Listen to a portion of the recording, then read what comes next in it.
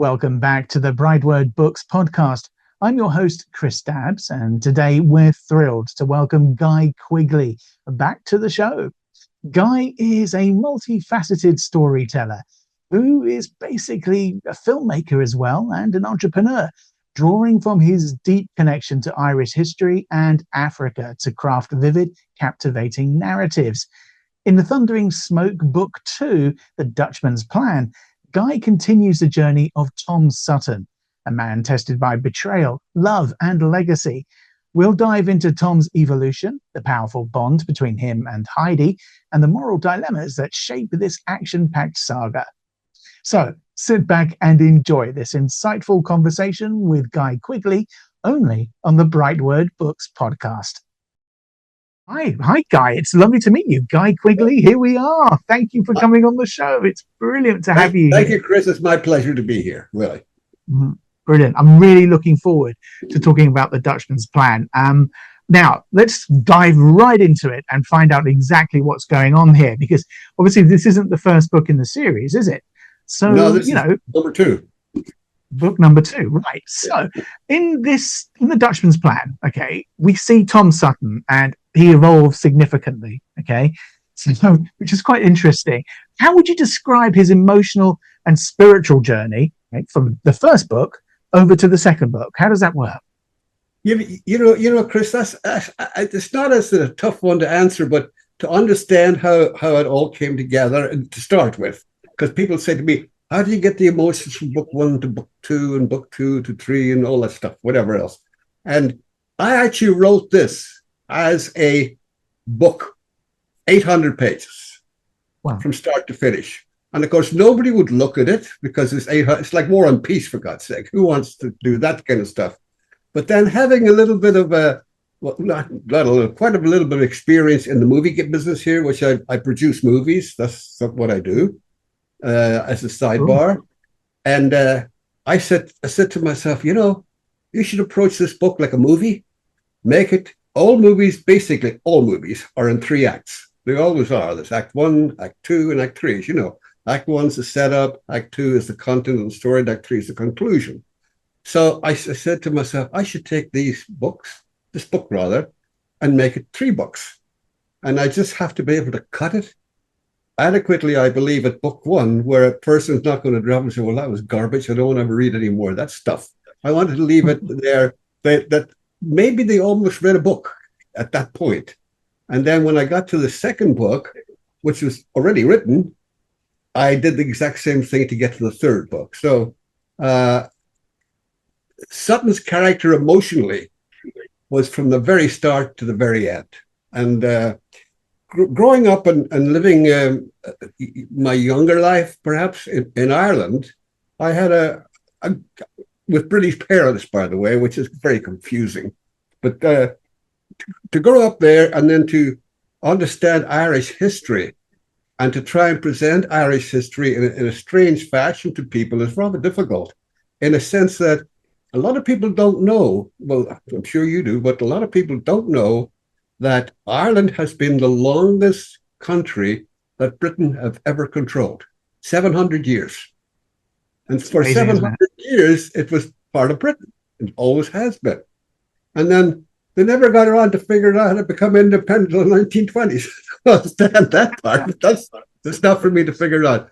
But historically, it's kind of accurate. I try to make it as accurate as I possibly could by making him obviously a revolutionary character who was fighting British occupation.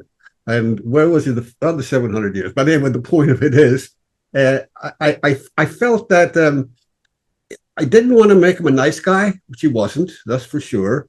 But I wanted to make him as a kind of a guy that detested the fact he was being occupied. That's all. And he had to get out. And to lead up to how your question was, how did I get into the second one? Well, the first one, the first book, I don't know if you read that or not, but the first book basically shows him having a terrible time, but a horrific time fighting British forces. And people have to appreciate and understand that the British forces were actually welcome in Ireland. They weren't unwelcome. It was the black and tans that they didn't dig. And that was where the problem was. And by and large, British officers despised these guys, literally, although they had to control them. So to get to the emotional part of it all, his emotions fall apart when his wife dies, obviously. And then he believes the son is dead as well, which we find out later on he's not, but that's neither here nor there. So he has a more or less a collapse. He disappears, and his best friend, who's at the first book and at the last page of the last book, he's with him all the way. His best friend tries to get him out of Ireland because he's wanted. The British, they've got a price on his head and they want to kill him. It's simple as that. Yeah. Like he wanted to kill them, they want to kill him. And of course, back then in those days, all the Irish went to America. That's it. There's nowhere else to go. Go to America, right? But they were watching the ports. So on the first one, when watching the ports, and they realized that he can't get out. He can't, because they're both going to get nicked. Arrested. You know what I mean? But sorry, it's the terminology. I'm with you. Yeah. You know what I mean, right? So he actually goes backwards. He takes him to Southampton, and he takes the first boat out of Southampton going anywhere, which just happens to be Africa. And that's how it actually, he gets by to Africa by weird circumstances because there's nowhere he wanted to go. And now he's in Africa, and emotionally he's drained, he's dead, he's a drunk, he's lost in space, and he can't recover himself, period. So does that answer the emotional part of how he got there? I think it does. It does. I mean, you just quite, I can understand that. Obviously, you lose your wife and all sorts of things happen, don't they, really? I mean, how did you, to go from the various books, the way that you've explained it, it's like when film, as you would know, when films are filmed, I guess, back to back sometimes, some of these big blockbuster series. But so that's really kind of what you're saying, how you wrote this, wasn't it? That you basically found a part of the book and cut it to make it into two. Is that right? You're exactly right. I took it like I was watching a movie, and I said, okay, book one's got to end here because I can't go over a couple of hundred pages here because people lose interest. And I hope I end it in the fashion of people will say, oh, well, that was a load of garbage. I'm not going to continue. But I think I stopped it in such a way that people will want to read the book two, which we're talking about right now. And the book two is the guts of the actual story, because that's where it all comes together. And how he comes out of the emotional distress he's in is the fact that he can't get over the loss of his wife and his child. He can't get over that. And that's his drunken attitude. And then he inadvertently, because did you read it, by the way? Or parts? Well, I've glanced through it. Okay, all right. So that's not the point, though. No, that's not the point, because our listeners won't have read it either. So remember, we're trying to show this to them, aren't we? But they're living in this little grotty little boarding house in Cape Town, and they're working on the docks. And he's a drunk, comes back and forth. And one night, inadvertently, a little girl comes into his room with a bowl of soup. And he wants to know, who is she and why is she there? And he said, well, the landlady doesn't want you down in the dining room anymore because you're a disturbance to everybody. And she offers to pour him a drink, and he can't understand that because he's a drunk anyway. And she said, because I pour the drinks from my father. And he thought, oh my God, this little girl's got a drunk for a father as well. And he tries to find out the relationship between them, and he finds the father is actually dying. And he's got cancer, and this is his only source of relief.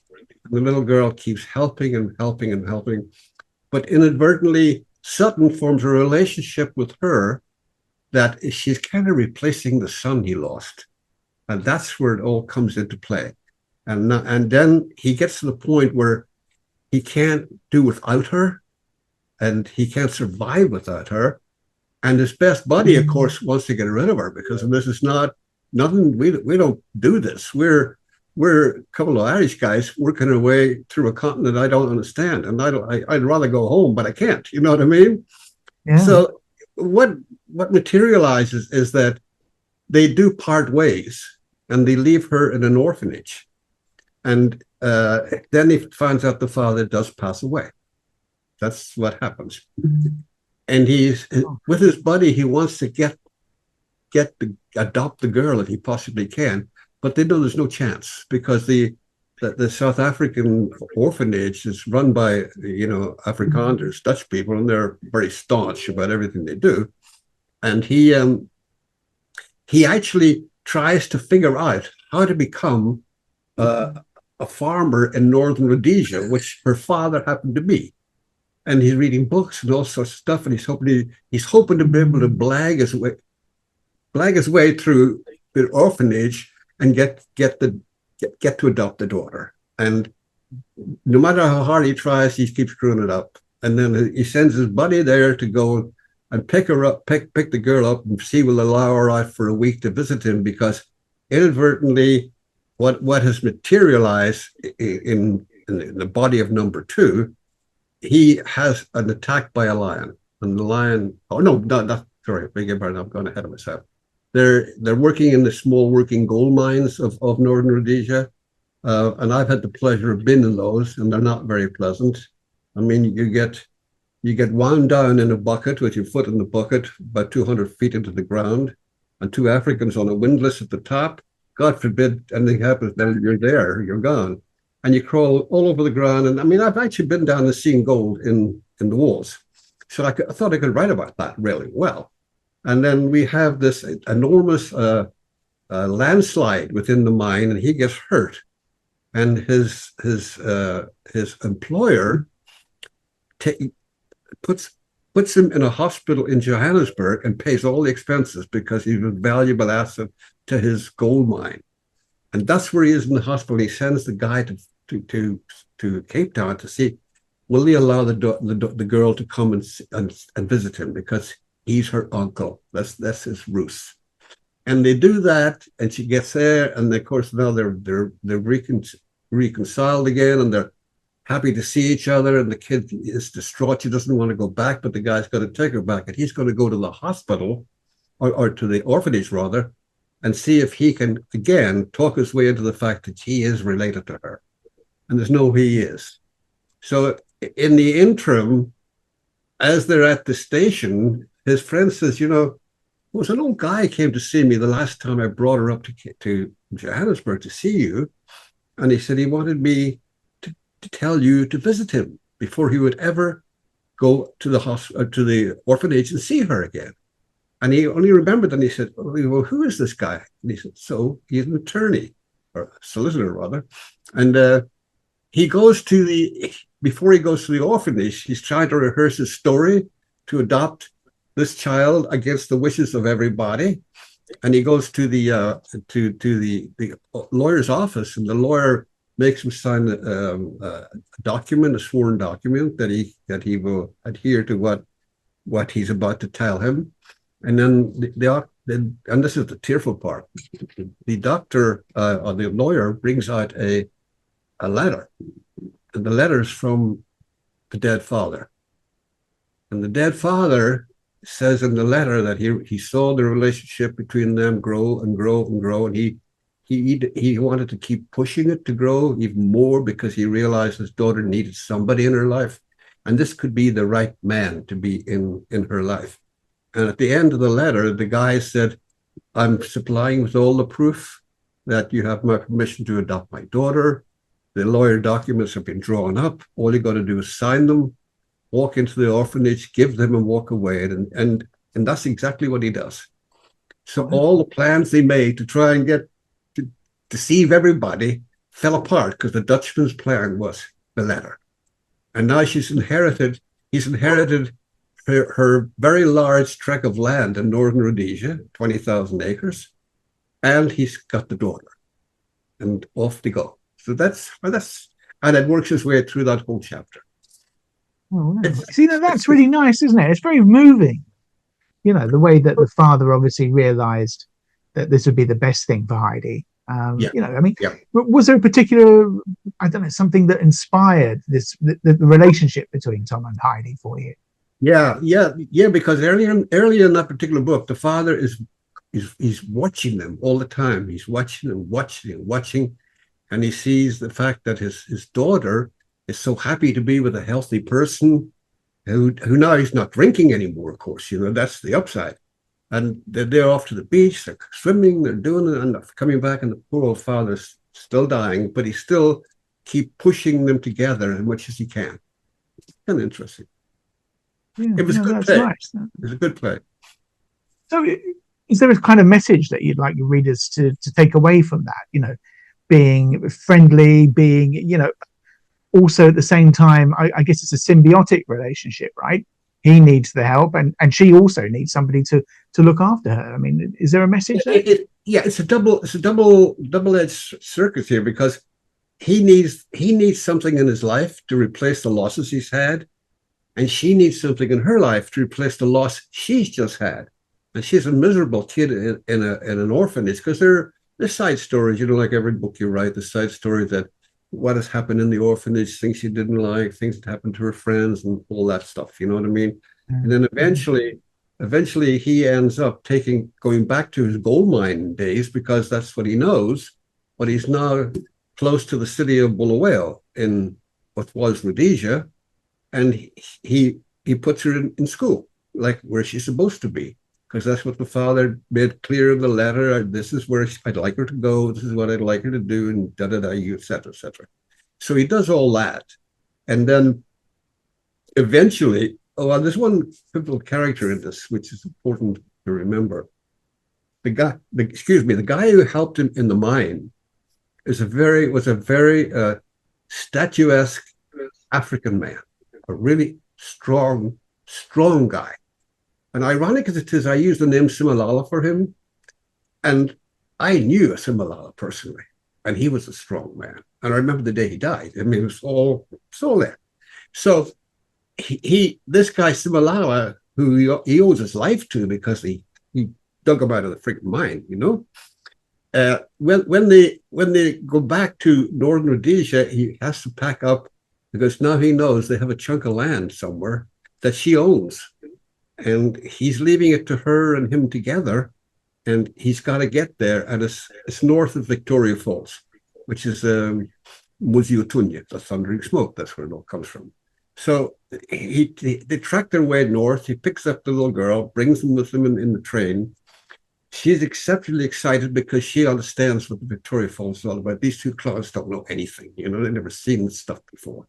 And she cons them and said, look, we should get off the other side of the bridge, and we should, in Livingstone, which is the capital of Northern Rhodesia, Zambia today, and see the whole falls that I can show you from one side to the other. So these two Irish asses get off, and they're at the train, and they leave their luggage to be taken to Livingstone, where they're going to pick it up a little later. And they realize that they're not at Livingston at all. The train station is 7 miles away. I mean, she's conned them, basically. So I try to put a lot of pathos and a little bit of humor into it, and sneaky stuff, that kids would do. And then eventually they get picked up on the side of the road, sweating to death, because it's Victoria Falls area, and by an old Afrikaner woman with a Scotch cart and pile of yapping dogs.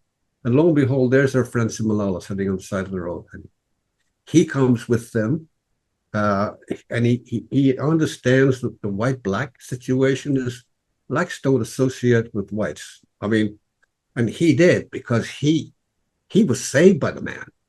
So the kid doesn't understand, why are you a friend of his? White people don't, and he gives her lessons in life as he goes along, you know what I mean? And then eventually to get up into Livingstone, they end up going to the farm. The African goes with them. He wants them to come and work for him, and it keeps rolling on from there. You say it keeps rolling on, but it actually gets quite interesting, doesn't it? Because Tom then finds romance, doesn't he? Really? I mean, how does this? Yeah, but how does this affect his relationship with Heidi? I mean, Heidi's had him 100% basically, apart from his friend, or his friends, I should say.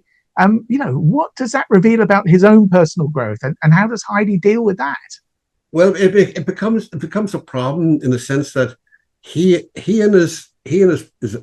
old partner from the old Irish days split up, and he goes off ivory hunting and stuff because he found a guy, and he gets involved in like gold smuggling and terrible stuff. And the cops find out that there's something up there, so they said to Tom, either you find him or we'll find him. So he goes up to his place way up in Zambezi River, and that's where he meets this woman Maria, who he thinks is his lover, but she's not. He rescued her from a fate worse than death in Mozambique, and she's Portuguese, and she's up there, and she's just working in the place. But eventually, she has this affair with him when he's there, and he gets up to leave because he's going to buy cattle and stuff of that nature, and he meets her along the way on the road, standing there waiting for him, and he has to take her. So he brings her back to his big farm, and there he has to explain to Haiti, who's not there yet, that there's somebody else in his life, and it is a clash, quite kind of a nasty clash for a while, until she assumes that her claim to fame is that something belongs to her, nobody else, because she's the guy, she discovered the guy. And you have the problem, and this is hard for a guy to write about this kind of stuff, but you've got the problem of her growing up to a teenager now. She's getting older. She's starting to look like a young woman. And now the two women are going to definitely have a clash. And they do. But it comes right when she realizes certain things in his life that she could never supply have been supplied by somebody else. Pretty good. Oh yeah, exactly. Okay, so that's how that comes out. That's really cool. I mean, the other thing I think that's in the book that is really kind of good, and you've mentioned a few things there, is the African wilderness. The way that you mentioned Victoria Falls and the thundering smoke. For anyone who doesn't know, that's the mist, isn't it, that comes off the waterfall? Yeah, and in actual fact, why it's called Mosi Otoño means smoke that thunders. Well, there's no smoke there. But when the water is in full flood, which is usually like December, something like that, it is so vast. The from the spray. I'm looking for the right word, but they don't have a word for spray. They smoke moosey. The spray can be seen 70 miles away. It's that high. There's so much water running over there, and I funny as a sidebar. I'm going to Africa next month with my kids. They want to see the smoke tongues really. And I said, I've seen it 100 times. I don't need to see it anymore, but still. But I think I learned, honest to God, over the time, Chris, that I understood a lot about Irish history, which is easy for me to do. And it's very easy to learn Irish history, African history, if you're on the ground there and you're dealing with people who understand it and know it. For example, my father-in-law arranged for me to have a guy to travel with me, because the Africans back then, 76, they didn't really speak English. They spoke pidgin English, but you couldn't understand the word they were saying. I could give you an impression right now and you'd close your ears. But he gave me a guy who could speak English quite well, who also could speak their lingo quite well. Well, we did, obviously, but Zambia has 14 languages. So they bastardized all of them and made one language which they call Chilungu, which has got little bits of all the different, so they all understand it. So I could speak that in the end, and I speak it at home, but actually with my wife, just to confuse people, So I kind of, I'd hate to brag right now, but I've hunted everything that can be hunted in Africa. I've had that experience. I'm talking about buffalo, lion, elephant, kudu, sable, whatever, anything, because I've had 12 years of it, and it's you get used to it. The worst part is you become complacent. You go off from England the first time when I landed to meet her. I mean, I met my wife in Mallorca. I proposed to her within 10 days, and I went up and I never saw her, and I married her 6 months later. That's how it's been. 54 years ago. I don't think that shit up. So anyway, the point of it is when you cut to the chase. I lost my train of thought there. What was I talking about? I was talking about something. Oh yeah, No, well, the hunting part. sorry, I was just saying. So yeah, I mean, well, that's the whole point, though, isn't it? You've lived an experience in Africa, okay, various parts of it. I was going to say assimilated into culture there, so you understand language and things. And so what you've done is you've used that setting not just as a backdrop. So in other words, you could have just replaced that with walking down Finchley High Street, right? But you've actually used it as a force that shapes your characters. And I think, again, you alluded to it earlier on, didn't you, when they were walking down the road in the heat before they were kind of rescued. It's kind of amazing the way you've done that.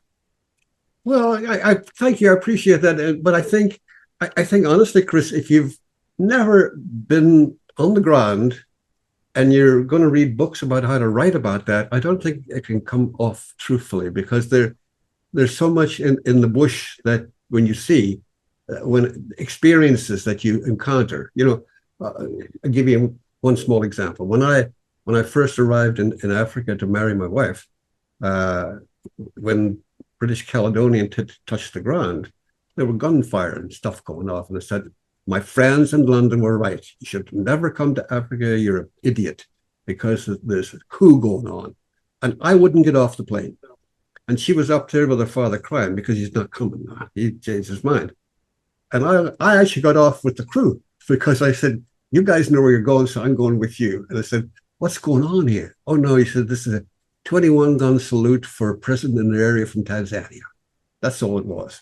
But it still was scary from a guy living in Finchley. He doesn't know about this stuff. So we're driving home, and our old man drove a big, as a car, he drove a big blue, long Chevy. You know what I mean? And halfway there, he said, he was blind in one eye, I think, and he said, Wendy can drive now. You mind moving out of the bench seat and coming around, and she can take over the driving? I said, are you nuts? I said, you want me to get out on the road with snakes and stuff here? He said, there's no snakes there. I said, I know about Africa. They got snakes. That's the bottom line. So I only tell you that little story because it's kind of funny, because the complacency part comes in after 4 or 5 years. You don't care anymore. You're walking around in the dark and whatever else. So I'm going over to her grandmother's house one night, and I had a flashlight on, and I never even switched it on.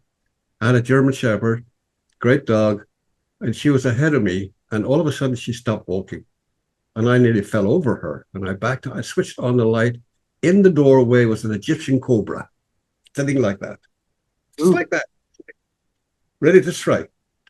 So that's, again, I lost the complacency for a while. Flashlight everywhere. But still, my point is, you can't write about this if you don't experience it. Well, no, exactly. So you really have the experience. That's fantastic. Okay, so talk to us about Bradley. Who's Bradley, and what's this betrayal that goes on there? Because I'm sure the listeners will want to hear about this. Well, everybody's got to have an antagonist somewhere that comes into play, right? And he's got to be. I tried to make Bradley a little bit more sophisticated than the average Northern Rhodesian guy, of being totally British, whatever else. And Bradley had his own designs of how to make money his way.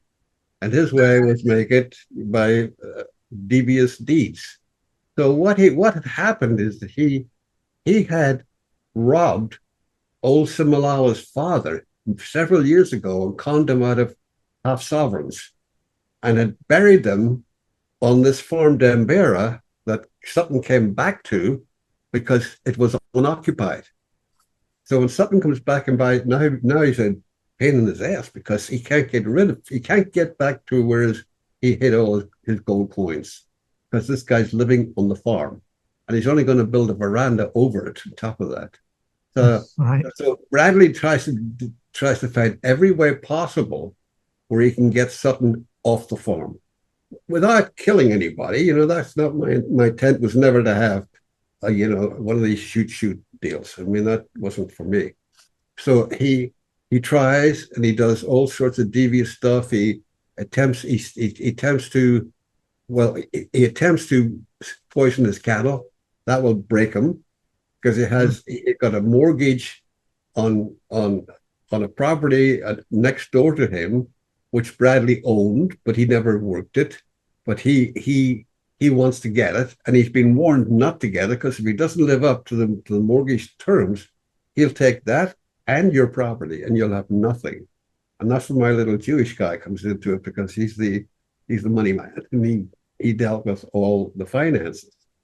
So Bradley inadvertently comes. Well, I'll backstep for a moment. Sutton's son Sean was actually adopted by Sidley, the British major back in Ireland, who felt so bad that the son was alive and his father had deserted him, or his father was gone. They couldn't find him.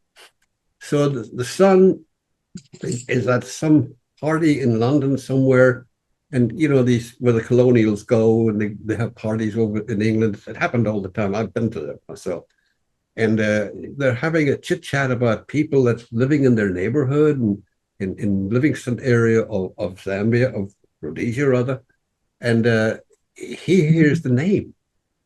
The son who's at the party hears this name, where the nickname for Sutton's best guy is called Weasel. He hears the name Weasel and he remembers it. And he hears the name Sutton and he remembers it. And then he says nothing, the son, but his father gets a commission in Salisbury, Rhodesia, and the son was going to go to study in America, but when he hears that he's going to Rhodesia, he wants to go because he really wants to harm his father because he believes the father deserted him. That's the premise of what it's right. Yeah. So the father never deserted him because the father thought he was dead, but the kid thinks he knows he just left me. That's it. So he is recruited by Bradley to help in his devious stuff. And then part of it where they go and con the old man out of some cattle, and the old man catches them and gives them a good hiding in the bush and whatever else. And that's when Sutton's coming back with this new woman, Maria. He finds them all and they bring them to their home, not realizing that his son is there. And the son never discloses who he is at all. But he keeps going along with Bradley under the basis that whatever you want me to do, I'll do. I'll poison the cattle for you. And he says, well, I'd like to burn the house down. I'd like to strip him of everything that he's got to move. There's no way around it. And the son goes along with that. But inadvertently, he forms a relationship with the woman Maria. So somehow they got together and they're disclosing little secrets to each other about their lives. And she comes to the conclusion that this is his son. And she doesn't know how to handle that because now he's done terrible things. And is he going to ever forgive him? And then of course, now brings in Haiti, who's the young woman now. That's right for the son. And of course, you put a relationship there, you send them on the run. And then you get to the point where you're just about to get into book 3. Right. Gosh. This sounds great. You'll have to try and find a director for it, won't you? In your side gig, as it were. I'll tell you. I tell you, Chris, what I did do, because I've written another book in the past called The Rebel Son, and I got a guy to do the audiobook.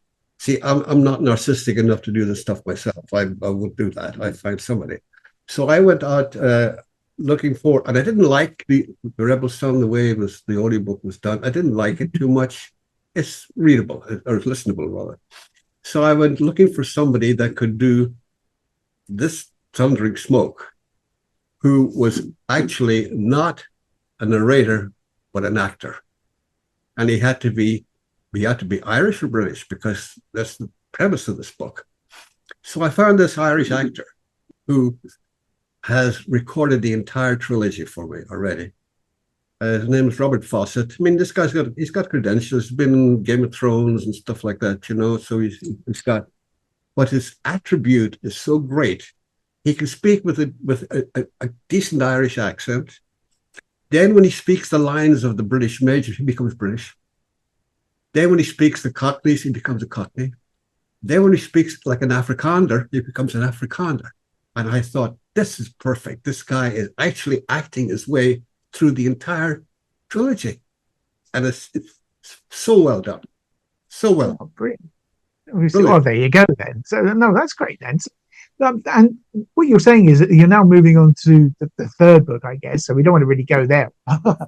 But no, exactly. So the letter, there's a part here about the letter from the grave and the inheritance of Denbera. Okay, and that's all pivotal, as we know.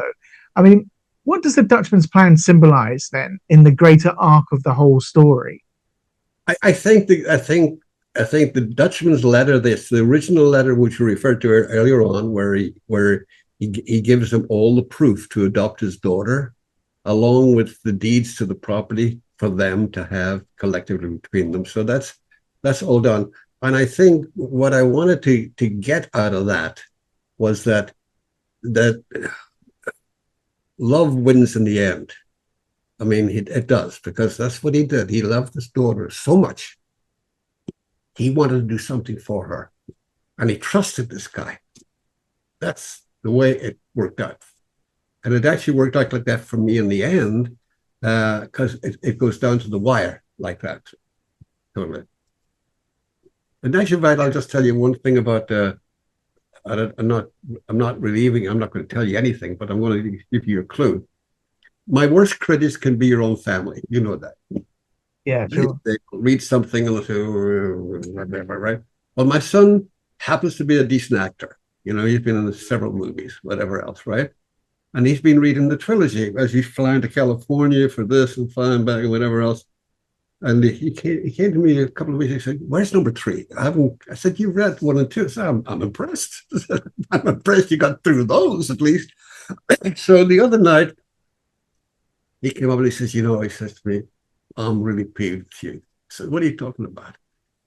He said, "I haven't done it before," but he said, "I got to the last 7 pages. And I said, I was crying like a baby." Oh. I said, "Wow." I said, "Cool, man. That was the idea." That's where you win. If you get it, and if your own family tells you that, maybe the general public who don't know you but perceive it the same way. No, absolutely. And I think that, as an author, that's what you want, isn't it? You want to hear those stories that your work's impacted somebody. Yeah. And as you say, if it's your family, even better. I mean, my son's even said to me, when we're talking, he said, "Oh man," he says, "if they ever make a series out of this, I know my part." It's not something. No, he's not that ambitious. You know what I mean? I said to him, "Can you imagine if somebody ever wanted to make this as a television series or a movie trilogy or whatever else?" I said, "You're looking at so much money to do it, because it's shot in Ireland, shot in Africa. It's a period piece. It's shot with old cars and old this and old that. That costs an arm and a leg to put all that stuff together." And I said, "You better find somebody like Paramount or the guy who did what's his name, Taylor Sheridan. You know who he is? No, he did no. Yellowstone and all those big shows. Yellowstone, Lineman, Lioness. The latest one with Harold Merlin and what's his name, 1923. They're all magnificently done. But there's so much money spent on them. They have to be magnificent. I mean, I would say they probably spent $50 billion making it. Incredible, isn't it? But I guess that you'd know better than most. The economics of these things work out on a much longer scale nowadays, don't they? Yes, with streaming and everything. Yeah, it's a whole different world. When you look at some of the stuff that costs so much to make, and then you look at it at a dice, and you say, that person's never going to get another thing written or filmed by anybody, because but they don't. They blame it on perhaps the authorship of it, but they rarely blame it on the bad actors that might have played it. That's the way I think it like that. So talking of that then, I mean, were there any scenes or chapters in The Dutchman's Plan that, I don't know, were particularly difficult or, emotional to write, that really sort of, the actual nitty gritty of it? To be honest with you, Chris, I never had I never had an emotional moment or a thought of how to put this character together, or how to do this line this way it should be done. It kind of comes natural, in that respect. That I go back and I read some stuff and it's like, oh, that's not good. Change that around a little bit here, and I do that, change it around because it didn't make sense. So people have always said to me, how do you get emotionally involved with the character? I said, I don't. I'm divorced from the character. I got my own life. You know what I mean? He's got his. I'll make his up. Simple as that. Well, to be fair, you do come from a nation of storytellers, don't you? So I think you probably, your DNA, it allows you to do this. Oh, well, yeah, well, it was true. My dad was a concert violinist, and my mother was an actress. My father actually was requested to play violin for the abdicated King of England. You remember the guy who married the American woman? Yeah, King Edward the Eighth or something. That's the guy. That's the guy, right? Yeah. So there's a long history of having all this crap in your head, I mean, here's a better one. My grandfather was a very arrogant little Scotsman, very arrogant. But he was a conductor of the Edinburgh Symphony Orchestra. And he played every instrument, every one. Some of them badly, by the way. And he hated my father for being such a virtuoso that he wasn't. But he got offered, and I didn't go and reinvestigate all this. He got offered the part of conducting the band on the Titanic. That was lucky. Well, it's bloody lucky, otherwise I wouldn't be here to talk about this stuff. But the funny is, we went down to an exhibition of Titanic in all places, Kentucky or somewhere. They have one down there with the ship and the whole 9 yards or whatever.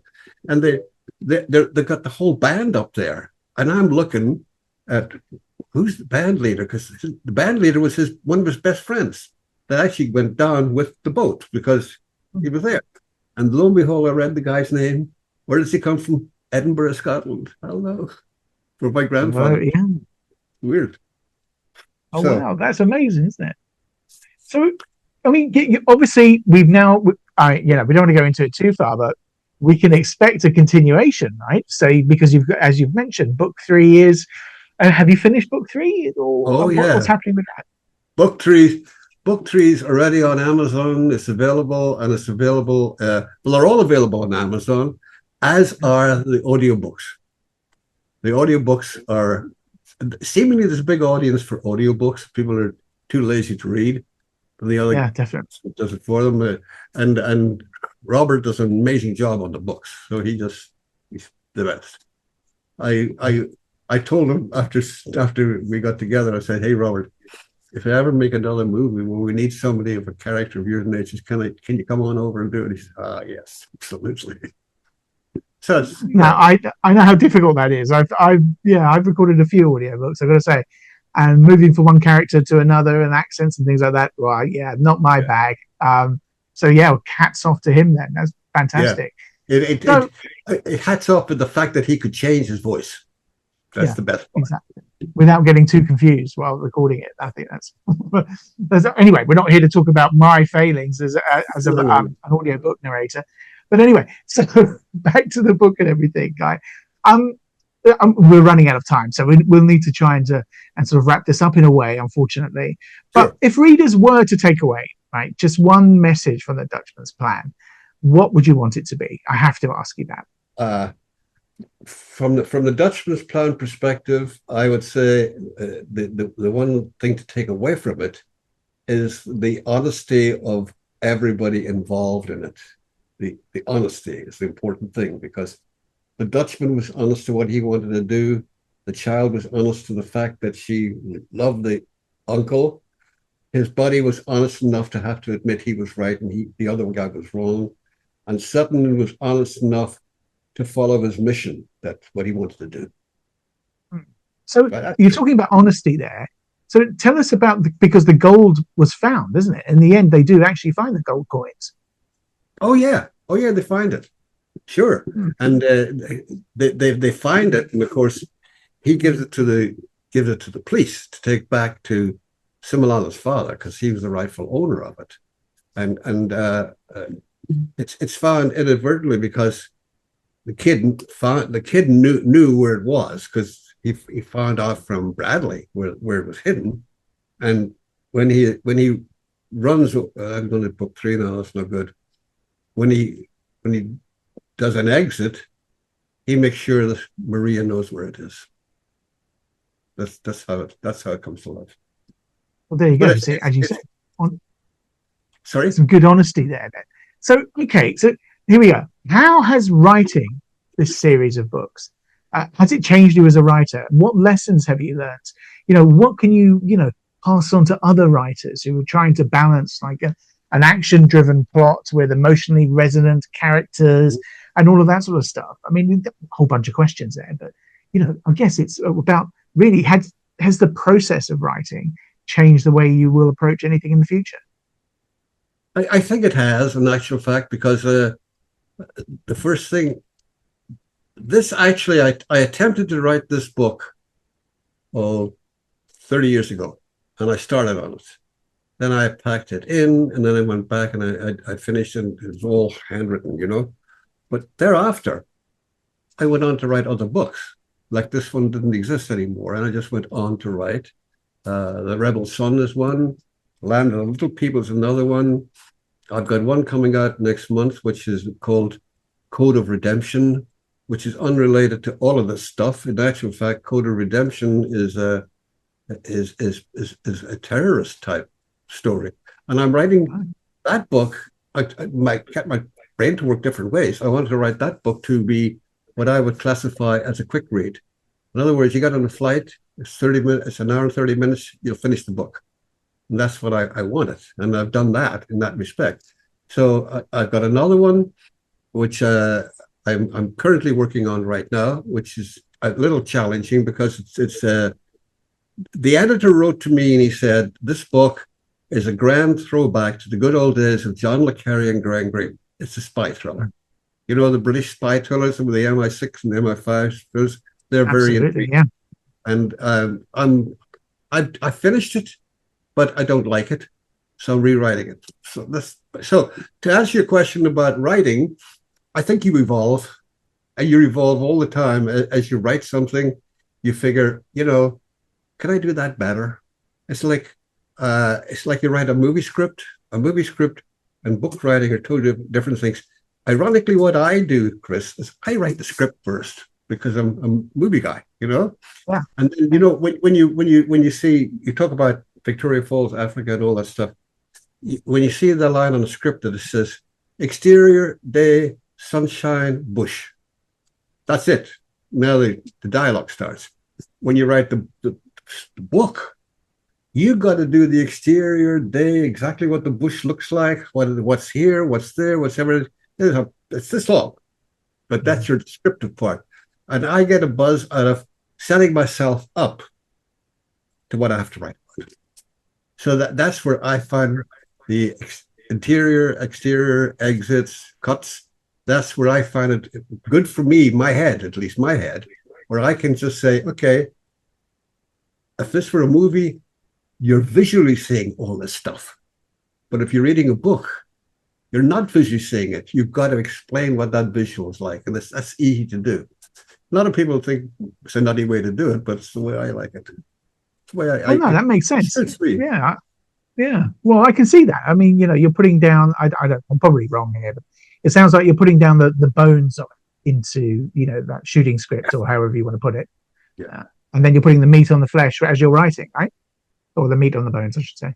Well, you're right, because you're right. It's like you've got a skeleton right in front of you of a book.